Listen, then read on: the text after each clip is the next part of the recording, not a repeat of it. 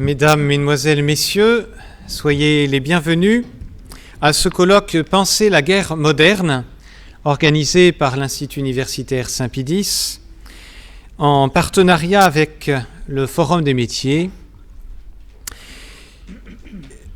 Homère a bâti son œuvre maîtresse sur et autour du thème de la guerre de Troie. Son génie a su montrer combien la guerre est au confluent des passions humaines, individuelles et sociales, l'amour adultérin de Paris et d'Hélène, la rivalité d'Achille et d'Agamemnon, la jalousie toute féminine d'Héra à l'encontre d'Aphrodite, le rôle décisif de Zeus et de la divinité dans le cours des événements, le courage magnanime d'Hector, la fureur d'Achille, les ruses d'Ulysse, les soldats frappés à mort, dont les armures sonnent lorsque les corps frappés à mort tombent sur le sol, le deuil noblement porté par Priam et la clémence compatissante d'Achille, la ruine d'une cité florissante, le retour d'Agamemnon auprès d'une Clytemnestre qui s'était consolée en son absence auprès d'Égypte, la longue odyssée d'Ulysse, heureux, lui, de retrouver une Pénélope aussi fidèle que prudente. Comment ne pas comprendre que la guerre réunit et pousse à leur extrême les contraires, la fidélité et l'abandon, l'amour et la haine, le courage et la couardise, la défense de sa vie au prix de la mort d'autrui, la plus haute vertu et la plus basse infamie, la loyauté et la tromperie. Comment ne pas saisir que la guerre révèle dans une nudité farouche les passions, les qualités, les vices, les grands desseins, les grands espoirs, les grandes croyances et les grandes peurs de l'homme. Comment s'étonner que la guerre suscite tant d'avis divergents quand elle expose au grand jour tout ce que contient le cœur de l'homme. Mais ce qu'une guerre antique pouvait susciter comme interrogation, que ne l'est-il pas pour une guerre moderne ? Francis Fukuyama avait emporté une large adhésion par son célèbre article, puis ouvrage de 1989, où il annonçait la fin de l'histoire, c'est-à-dire la prédominance du modèle démocratique et la disparition, sinon totale, du moins globale, des conflits. Moins d'une décennie plus tard, cette théorie était balayée par l'actualité internationale et la guerre, à peine éclipsée, faisait son grand retour et suscite une réflexion nouvelle. Dans une société occidentale caractérisée par l'individualisme apatride et consommateur, la seule possibilité d'une mort violente et volontaire, acceptée volontairement, pour la défense d'un bien supérieur, étonne de plus en plus, engendrant peur, mais aussi admiration. À l'heure du règne de la technique et des médias, la guerre moderne prend un visage nouveau, tour à tour plus menaçant et plus ciblé, chirurgical comme on dit, plus technique mais toujours aussi cruel.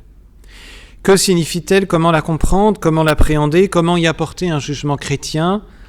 Ce genre de questionnement est d'autant plus prégnant que nombre de repères traditionnels par lesquels on pensait la guerre semblent avoir changé. Les moyens de la guerre ont subi, à l'époque moderne, une modification telle avec l'arme nucléaire, bactériologique et chimique, que nulle proportion n'existe entre l'agression d'un pays étranger et sa destruction complète ou quasi complète, entraînant des dommages potentiellement gigantesques à l'échelle de toute une région du globe. La guerre moderne se caractérise par une force destructrice, c'est entendu, mais aussi par des motifs idéologiques. Pensons aux affrontements de la Seconde Guerre mondiale, à la guerre froide conséquente, mais aussi à la Deuxième Guerre du Golfe, qualifiée par George Bush de croisade. La guerre froide entre deux États, précisément dotés d'une force nucléaire à peu près équivalente, a montré que la guerre pouvait être délocalisée, que ces États ennemis s'affrontaient au moyen de pays tierces, sans doute étrangers, mais qui leur servaient d'armes et de boucliers humains. La guerre du Vietnam, la première guerre d'Afghanistan, la guerre du Kosovo illustrent également, cette imbrication internationale des conflits. Le terrorisme manifeste la dimension asymétrique des conflits modernes, de certains conflits modernes, qui bouleversent les stratégies classiques et rendent inopérant le recours à l'arme nucléaire, pour donner un exemple. Le droit de guerre et le droit de la guerre, le jus ad bellum, le jus in bello, ont subi une évolution très nette depuis la fin d'une géopolitique chrétienne, et le règlement des conflits récents, comme en Irak ou en Libye, appelle une réflexion sur ce que d'aucuns appellent le jus post bellum. Aussi avons-nous souhaité reprendre ce thème classique de la guerre en le ciblant sur la guerre moderne, donc surtout ces guerres après les révolutions jusqu'à l'époque contemporaine, au moyen d'une réflexion pluridisciplinaire selon notre habitude, en croisant les regards des lettres, de la littérature, de l'histoire, de la philosophie, de la théologie, mais aussi du droit, de la pensée du droit, de la pensée juridique. 5 approches, parmi bien d'autres possibles, ont retenu notre attention et retiendront votre attention, notre attention cet après-midi. Le regard littéraire. Nous citions Homère il y a quelques instants, mais à la place d'Homère, c'est toute une kyrielle d'auteurs que nous aurions pu citer. Quel latiniste, il y en a beaucoup parmi nous, quel latiniste ne s'est-il pas attelé à traduire quelques passages de la guerre des Gaules, qui ne connaît au moins de nom Guerre et paix, qui n'a lu ceux de 14 de Maurice Genevoix. La littérature, parce qu'elle décrit, parce qu'elle fait ressentir, parce qu'elle suggère, interroge, oriente la pensée, sans la nécessité. Pour toutes ces raisons, elle est une excellente pédagogue. Elle l'est sur ce terrain des armes. Un deuxième regard sera historiographique. Jamais plus la guerre, disait Paul VI, en écho de Pie XII, qui lui-même disait « guerre à la guerre » après le cataclysme de la Seconde Guerre mondiale. Ce mot d'ordre était plus ou moins en harmonie, en tout cas retrouvé, une certaine historiographie qui dédaignait avec mépris ce qu'on appelait l'histoire-bataille, au motif que les tendances lourdes de l'histoire et les approches sociologiques invalidaient ces analyses. Pourtant, sans rejeter, sans négliger la pertinence du temps long en histoire, il est apparu, il est réapparu que la guerre, la bataille, appartenait de plein pied à l'étude de l'histoire. Les batailles de Salamine, d'Actium, du Pont-Milvius, de Poitiers, de Verdun, et les guerres mondiales ont trop d'impact sur la réalité humaine, culturelle et politique, pour ne pas s'y intéresser. Un signe de cela tient au grand nombre de thèses en histoire sur la guerre. Regardant par curiosité sur le site Sudoc le nombre de thèses consacrées à la guerre, j'ai trouvé le chiffre de 15 126 thèses. C'est énorme, c'est considérable. Et en ciblant simplement sur l'histoire, il y en avait à peu près 2000. C'est dire si ce thème attire, et attire les historiens actuels, pas seulement actuels, mais aussi. Et c'est pour cela qu'on consacrera une conférence, ce sera d'ailleurs plus précisément la première, sur ce thème de l'importance de l'historiographie militaire en histoire.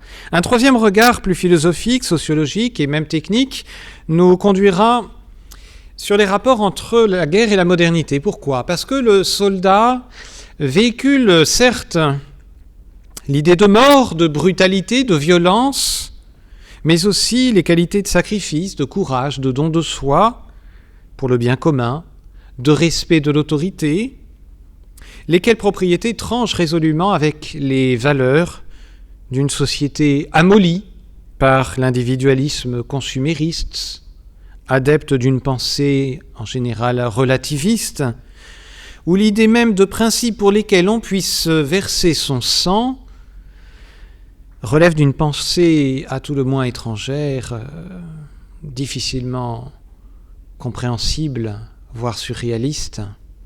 Quel rapport entretient la modernité dans nos contrées occidentales avec ce thème de la guerre ? Un quatrième regard sera plus juridique, longtemps érigée en principe intangible, la souveraineté nationale et la morale chrétienne inspirée, peu ou prou, le droit international.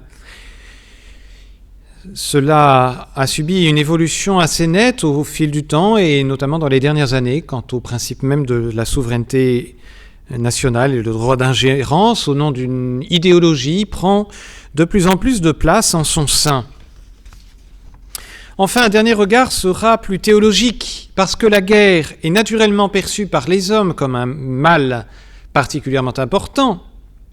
La décision politique d'entrer en guerre suppose une justification, une légitimation de celle-ci d'autant plus fondée et convaincante. Mais sur quoi étayer une décision aussi lourde de conséquences ? D'aucuns invoqueront une bénédiction divine, d'autres une cause juste, d'autres encore un intérêt essentiel. Mais toutes ces raisons s'appuient, nous y reviendrons, sur une certaine idée de la nature humaine, laquelle idée est dépendante d'une vision théologique. Aussi voudrions-nous terminer ce colloque par le rapport entre la vision de la nature humaine et la conception de la guerre. Comme je vous le signalais il y a un instant, l'histoire bataille a connu une éclipse dans l'historiographie et elle suscite depuis quelques années un regain d'intérêt. C'est pour cela que nous avons choisi d'insérer cette conférence et je remercie M. Hugues Petit, ancien maître de conférence d'histoire du droit et des institutions à l'Université de Grenoble, d'avoir tout fait pour venir aujourd'hui, malgré les grèves de nos camarades de la SNCF, pour venir nous entretenir de ce sujet. Il est accoutumé à conjuguer histoire et idées politiques. Alors, encore une fois, je le remercie et je lui cède immédiatement la parole.